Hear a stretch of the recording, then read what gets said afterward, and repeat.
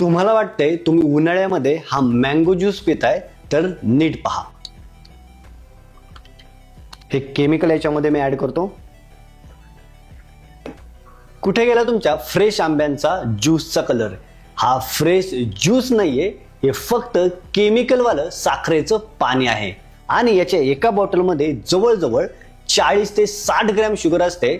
जर तुम्ही रोज हे पित आहात ना, तर 100% तुम्हाला भविष्यामध्ये डायबिटीज होणार आहे. आणि तुम्हाला जर वाटत असेल याच्यामध्ये ऍक्च्युली आंबे टाकले जातात, तर या संपूर्ण बॉटलमध्ये फक्त 13 ते 18% मँगो पल्प आहे. बाकी सगळं साखरेचं पाणी, प्रिझर्वेटिव्ह आणि केमिकल्स आहे. तसेच या ड्रिंक्स मध्ये सोडियम बेन्झोएट नावाचा केमिकल आहे, जो काही देशांमध्ये बॅन केला गेलेला आहे, कारण याच्यामुळे भविष्यामध्ये कॅन्सर होण्याचा धोका आहे.